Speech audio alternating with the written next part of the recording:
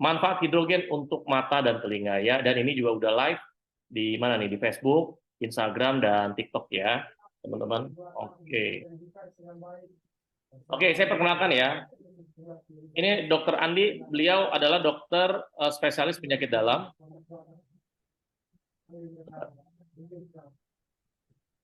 Oke, di beberapa rumah sakit di Karawang, pendidikan studi spesialis penyakit dalam di Fakultas Kedokteran Universitas Pajajaran, anggota IDI ya, Ikatan Dokter Indonesia, dan juga anggota Perhimpunan Dokter Spesialis Penyakit Dalam, PAPDI, ya, dan juga berpengalaman praktek di beberapa rumah sakit dan klinik, dan beliau juga masih praktek ya teman-teman ya. Oke, dan ini saya sebagai founder LWG ya. LWG itu panjangannya Liquel Global teman-teman ya. Oke, kita langsung aja ya teman-teman ya. Ini jam berapa? 19.44 ya. Oke, silakan Dokter Andi. Saya jadikan Dokter Andi ini ya, apa namanya, host ya, biar bisa itu apa share screen. Oke.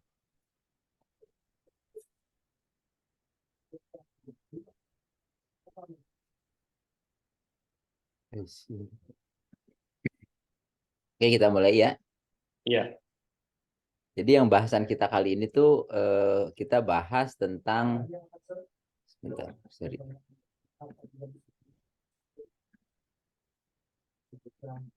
Kita bahas tentang hidrogen untuk kesehatan mata dan telinga khususnya. Iya. Jadi banyak orang yang nganggap you are what you eat gitu. Kamu adalah apa yang kamu makan. Tapi banyak juga beberapa ilmuwan tuh menganggap bahwa kayak misalnya Henry Konda, salah satu apa namanya ilmuwan dari Rumania ya, dia tuh bilang water is the most important thing you can put in your body. Jadi air itu malah lebih penting daripada makanan. Sorry tadi saya masukin.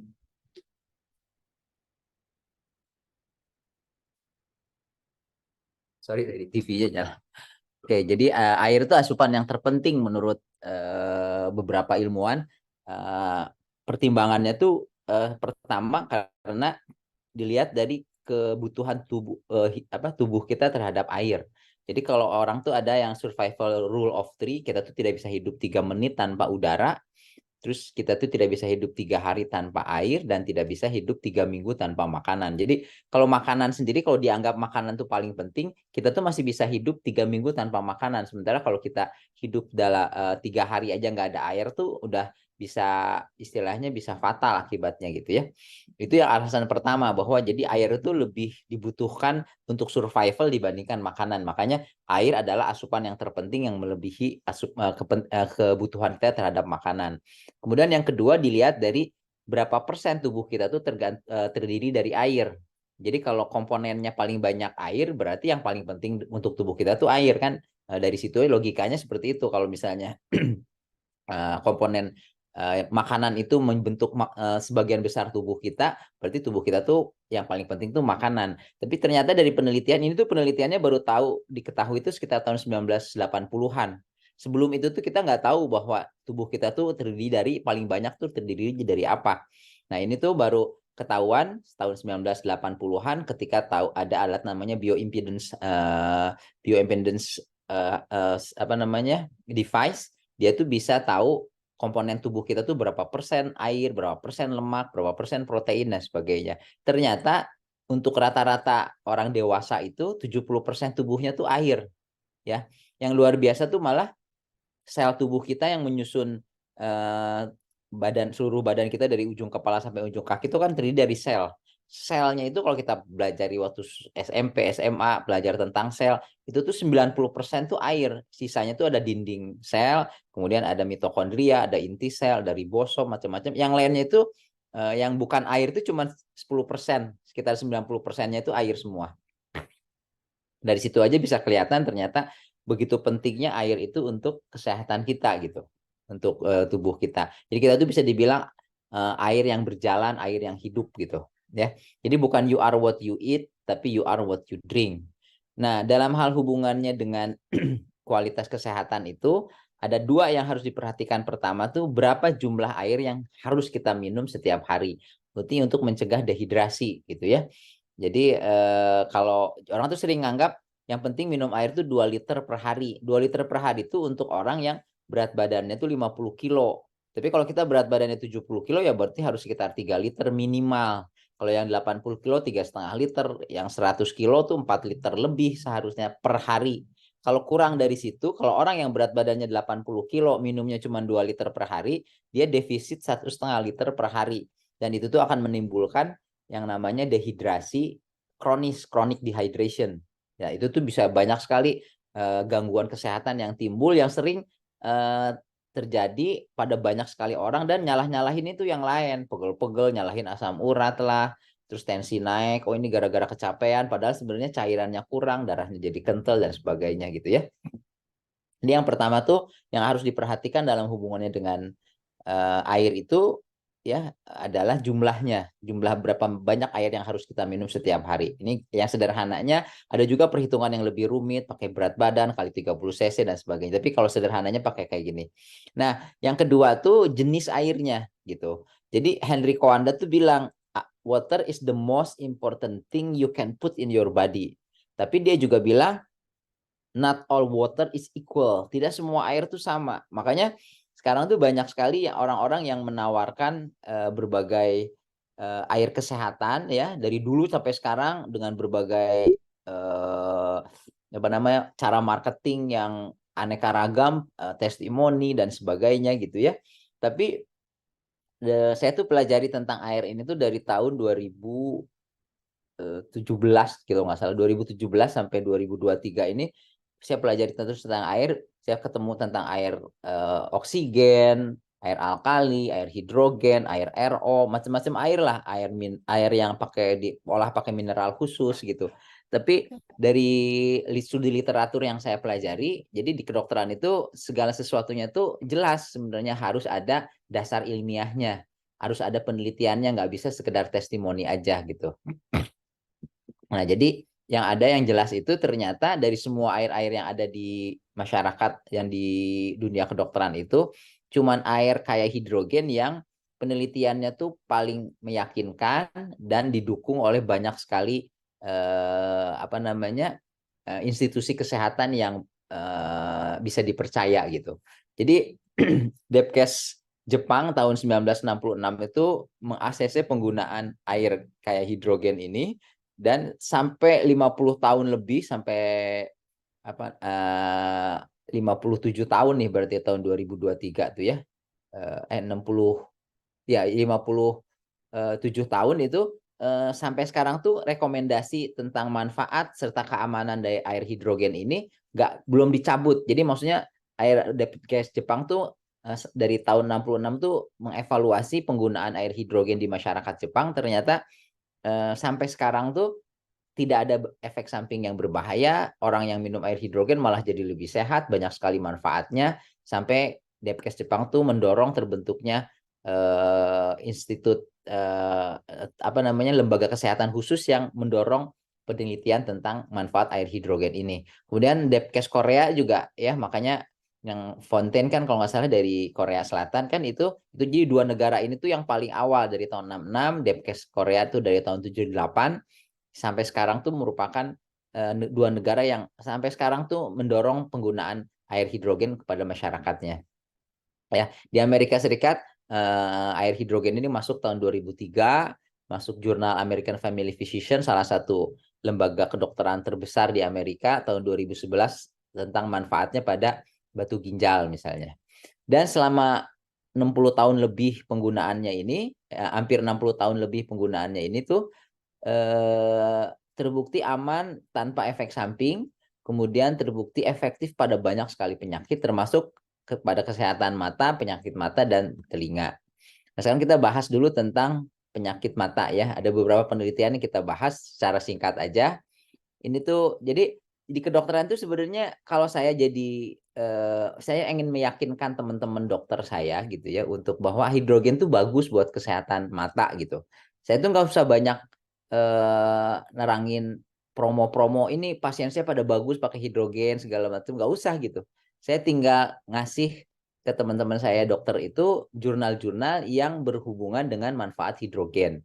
Nah, kalau misalnya teman saya pengen membantah bahwa yang dia dianggap oh hidrogen itu gak bermanfaat buat kesehatan mata misalnya, dia tinggal cari penelitian tentang bahaya hidrogen pada mata atau bahwa hidrogen itu tidak banyak manfaatnya pada mata. Udah itu diskusinya tuh kayak gitu aja, nggak ada yang aneh-aneh gitu. Nggak panjang lebar berdebat yang nggak jelas-jelas gitu. Udah aja singkat. Sini saya kasih penelitian nih. Misalnya the preventive and therapeutic effects of molecular hydrogen in ocular disease and injuries where oxidative stress is involved.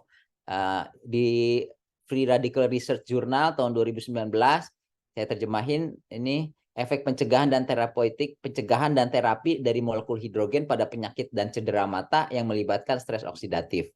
Dan nanti penelitiannya apa, jurnal diterangin panjang lebar ininya. Nanti kalau kita punya akses ke jurnalnya, kita bisa lihat lebih detail penelitiannya, gambar-gambarnya, kemudian cara desain penelitiannya dan sebagainya. Kemudian potential utilization of hydrogen as a promising therapeutic strategy against ocular disease. Potensi pemanfaatan hidrogen sebagai strategi terapi yang menjanjikan terhadap berbagai penyakit mata. Ya, ini tuh dia terangin kenapa penelitian ini di Therapeutic Clinical Risk Management Journal tahun 2016. Kemudian juga hydrogen rich saline promote survival of retinal ganglion cells in rat models of optic nerve crash.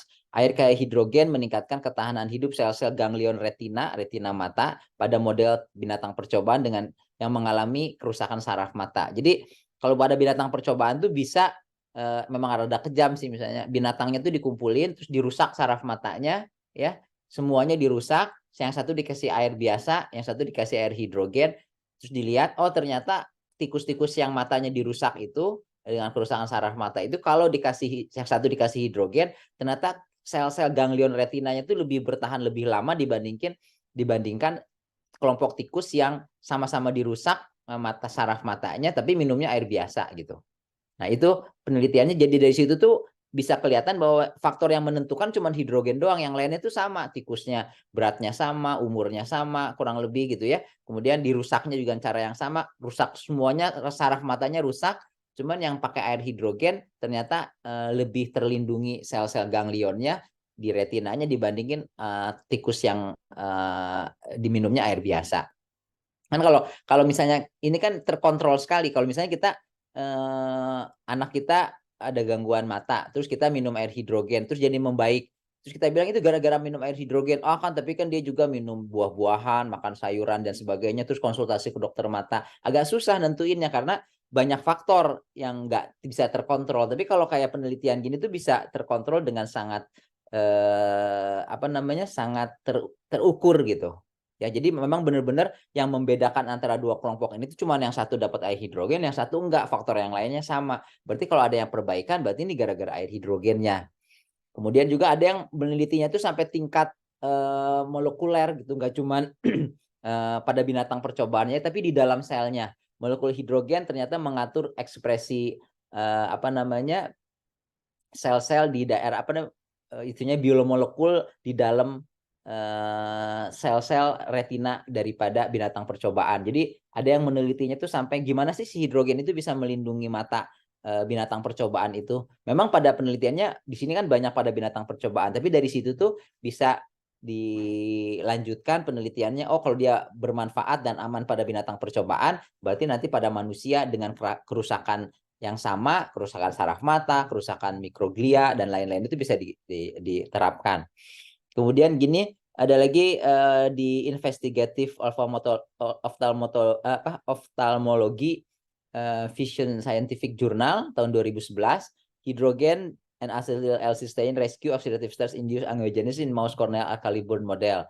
Jadi ini sama, ini binatangnya tuh, tikus percobaannya tuh dikasih cairan yang merusak matanya yang sifatnya alkali. Jadi ada luka bakar yang disebabkan zat kimia tertentu di korneanya. Kemudian dikasih hidrogen, ya, dipaparkan sama hidrogen dan asetil L-cysteine gitu. Pun ada lagi kelompoknya yang cuman nggak dikasih apa-apa. Ternyata tikus percobaan yang dapat bahan kimia tadi, kemudian dia dapat hidrogen, ternyata bisa menghambat kerusakannya lebih lanjut, bisa mengurangi kerusakan akibat stres oksidatif yang timbul karena bahan kimia tadi. Kemudian protective effect of saturated halogen saline against blue light induced retinal damage in rat. Sama si tikus percobaannya dirusak tadinya dengan bahan kimia, tadi dirusak sarafnya, sekarang dirusak pakai sinar yang apa namanya, sinar yang khusus yang bisa merusak mata. Kemudian apa namanya, sebelumnya si dua kelompok tikus ini dapat air hidrogen, satu enggak, kemudian paparkan sama sinar tertentu. Ternyata kelompok tikus yang dapat air hidrogen itu bisa terlindungi dari kerusakan retina akibat sinar tadi, padahal kelompok lain yang tidak minum, kelompok tikus yang tidak minum air hidrogen itu mengalami kerusakan retina. Jadi dari situ disimpulkan, oh kalau hidrogen dikasih ke kelompok yang apa namanya, yang terpapar terus sinar, kayak tadi Pak Leo bilang sinar karena radiasi, gadget dan sebagainya, itu tuh bisa melindungi kerusakannya. Kemudian itu tadi itu efeknya tuh pakai hidrogen salin, tuh pakai air hidrogen ya. Air hidrogen itu nanti kalau di jurnalnya tuh bisa diminum, bisa diinfus gitu ya. Kemudian juga ini hydrogen saline treatment attenuates hyperoxia induced retinopathy by inhibition of stress modulation VEGF expression. Jadi terapi air hidrogen itu mengurangi retinopati ya, gangguan fungsi retina yang diinduksi oleh hiperoksia, keadaan hiperoksia dengan cara menghambat stres oksidatif dan menurunkan ekspresi VEGF. Jadi nanti itu apa mekanisme molekulernya, intinya tuh kalau apa namanya, kelompok binatang percobaan yang apa namanya, dirusak retinanya ya, dirusak retinanya dengan metode tertentu misalnya hiperoksia. Kalau di orang si tikus itu didapat air hidrogen, kerusakan retinanya, gangguan fungsi retinanya itu bisa berkurang secara signifikan dibandingkan kelompok yang tidak minum air hidrogen gitu. Kemudian protection of retina by rapid diffusion of hydrogen, administration of hydrogen loaded eye drops in retina ischemia, reperfusion injury, perlindungan retina dengan difusi segera dari molekul hidrogen, pemberian tetes mata kayak hidrogen pada kerusakan iskemia reperfusi pada retina. Jadi ini juga menarik yang tadi Pak Leo bilang tuh. Jadi kalau pada mata sendiri, karena dia bisa langsung kita berikan cairan, itu tuh pemberian penelitian ini tuh pakai tetes mata. Jadi nggak diminum, nggak diminumkan atau dimasukkan lewat infusan, tapi langsung diteteskan di matanya atau disemprot atau ditetes mata dengan air hidrogen.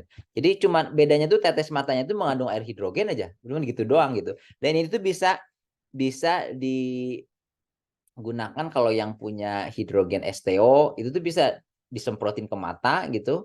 Terus juga atau misalnya bikin pakai air hidrogen fonten, dikeluarin airnya terus disemprotin ke mata kita gitu ya, pakai spray khusus yang biasanya itu suka dijual buat semprot-semprot, atau dipakai kayak bore water gitu.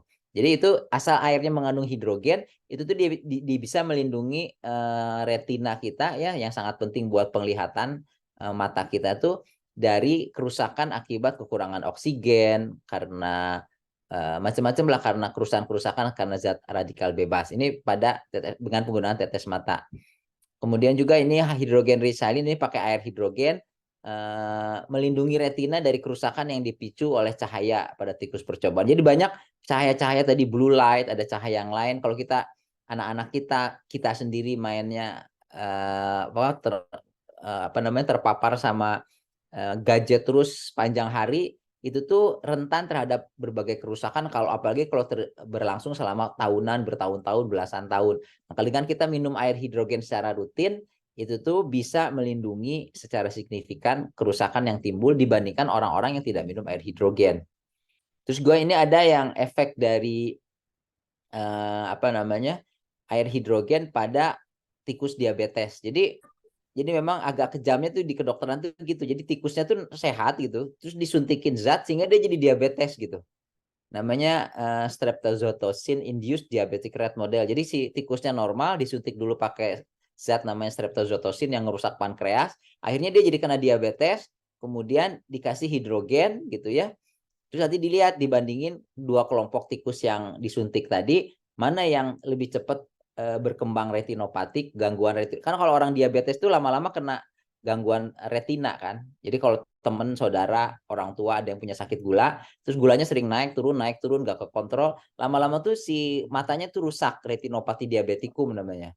Nah, kalau misalnya kita minum air hidrogen terus, jadi kita atau orang tua kita yang punya diabetes tadi minum air hidrogen terus gitu, terus ya tiap hari gitu, itu tuh ternyata dari penelitian tikus yang diabetes yang minumnya air hidrogen terus dibandingkan tikus yang minumnya air biasa sama-sama diabetes, dua-duanya tuh dua kelompok itu dijadiin diabetes pakai zat tertentu, itu tuh ternyata berkembangnya retinopati itu lebih cepat dan lebih sering pada kelompok tikus yang cuma minum air biasa gitu.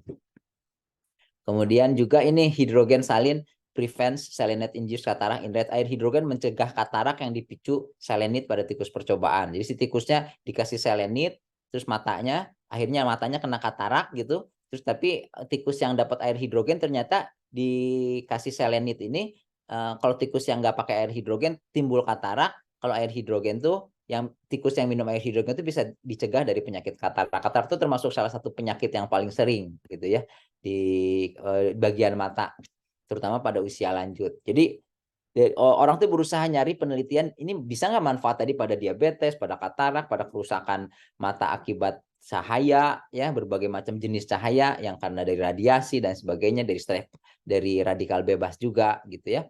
Terus ini juga protein effect molecular hydrogen gain oxidative stress caused by variation derived from nitric oxide in retina. Sama ini pokoknya berbagai zat yang bisa merusak mata dicobain, kemudian hidrogen dikasihin sebelum maupun sesudahnya, ternyata terbukti bisa memperbaiki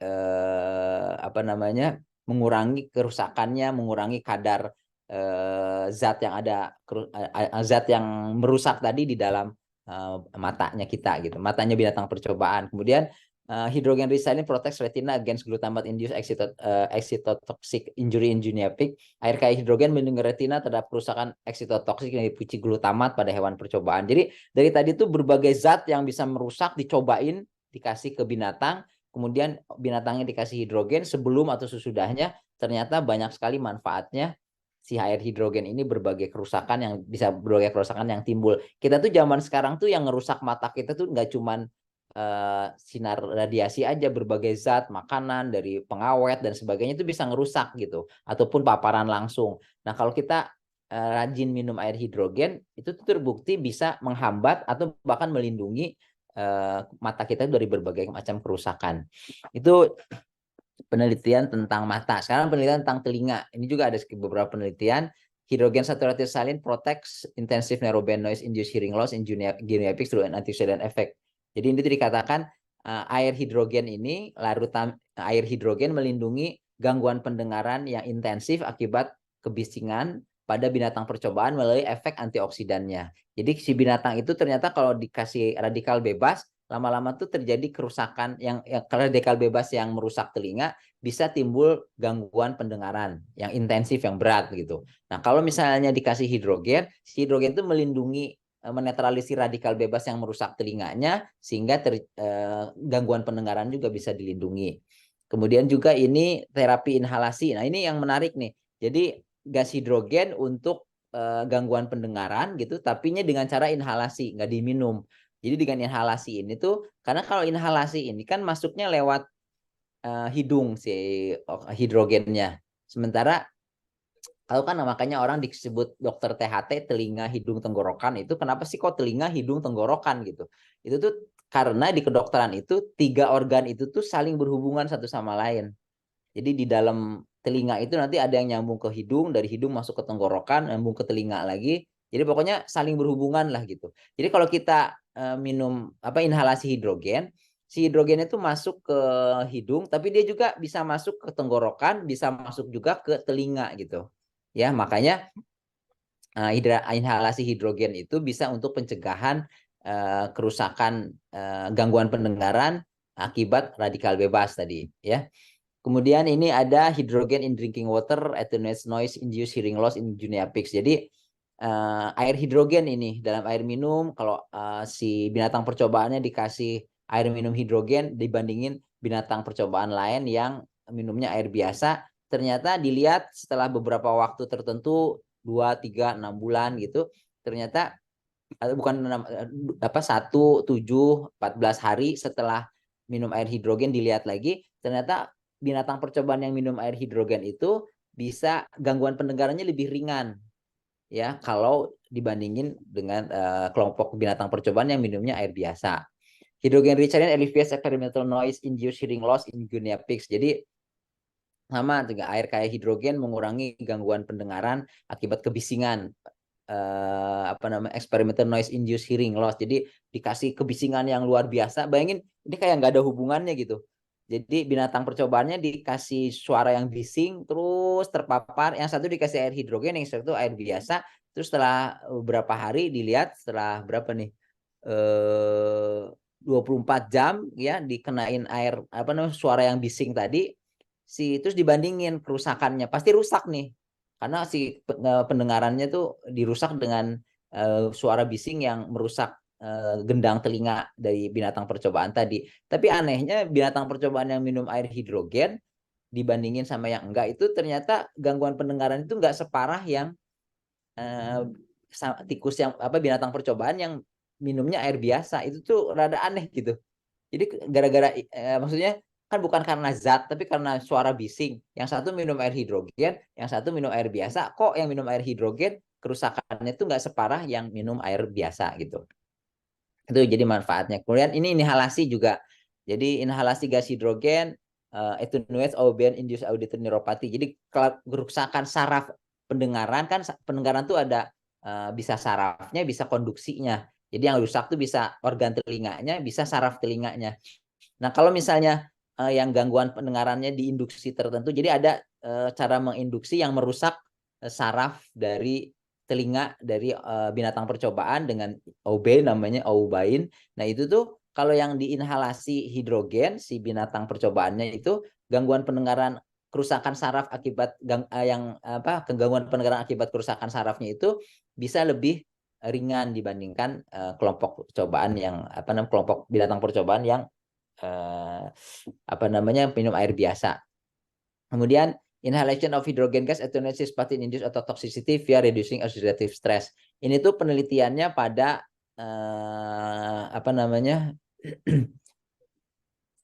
nah ini tuh penelitiannya kalau nggak salah bukan pada manusia.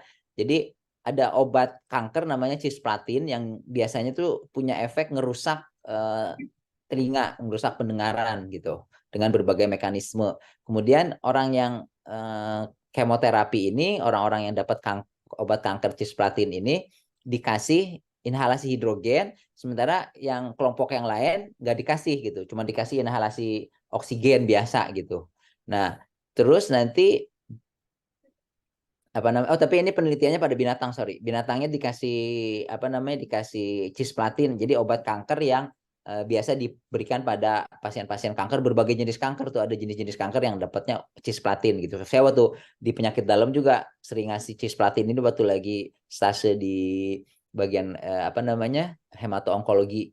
Nah, si cisplatin itu memang efeknya tuh bisa salah satunya ngerusak telinga. Kemudian binatang percobaannya dikasih cisplatin, kemudian dikasih air hidrogen, ada binatang percobaan dikasih cisplatin tapi dikasih air biasa, tapi dalam bentuk inhalasi air biasa sama inhalasi hidrogen sama inhalasi yang nggak mengandung hidrogen, cuman gas biasa gitu.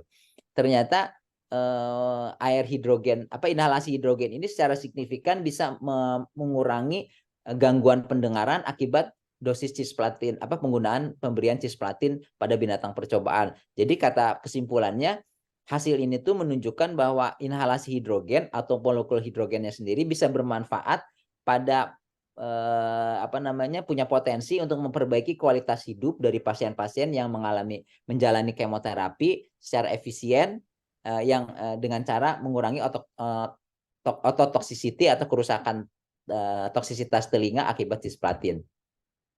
Kemudian ini, nah itu juga ada yang bentuknya penelitian, ada yang bentuknya tuh kayak artikel yang membahas tentang mengapa si hidrogen itu punya kemampuan, punya potensi digunakan untuk pencegahan dan perbaikan kerusakan gangguan pendengaran akibat bunyi yang merusak gitu. Jadi dibahas panjang lebar bahwa ternyata dari apa yang mereka bahas, si para ahlinya bahas ini di Journal of Rehabilitation Medicine, Official Journal of the European Board of Physical Rehabilitation Medicine, dikatakan bahwa molekul hidrogen itu punya kemampuan untuk digunakan, punya potensi digunakan dalam pencegahan maupun pengobatan gangguan pendengaran akibat kebisingan.